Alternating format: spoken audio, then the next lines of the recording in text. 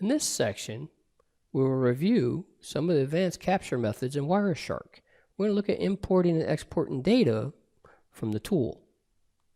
We will learn the merge capabilities of the tool. Then we'll briefly discuss using hexadecimal files as input to Wireshark. First, we want to look at merging. We have a powerful feature in Wireshark where we can merge packet captures. This allows us to create detailed and excellent captures to use for our training and our practice. An example of this is I can capture traffic for a number of hours, then when I analyze it, take the components that contain the important information that I want, and then I can merge these into one complete training capture. That is, I can take hours and hours of captures and only extract the pertinent information I want to be able to do training. That's a powerful feature because we know, based on what we saw already so far in the course, there's a lot of noise on my network. Therefore, since there's a lot of noise on my network, I want to have the capability to extract the important information and the things I need from the network and only analyze that. And more importantly, use it for my training practices. We have the capability within Wireshark to actually do an advanced feature called hexadecimal input.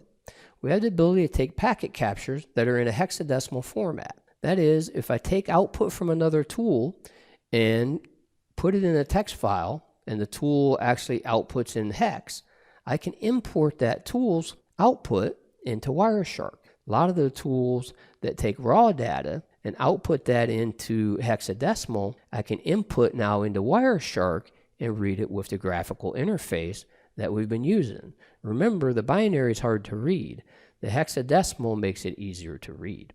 So in this section, we've discussed the merging capability of Wireshark.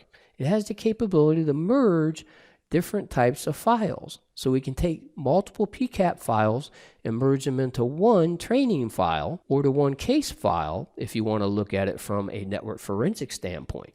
We also explored and discussed the hex format.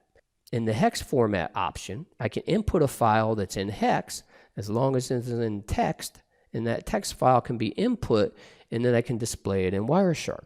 Another powerful capability with the Wireshark tool. Next, we'll explore this and merge two capture files using our Wireshark tool.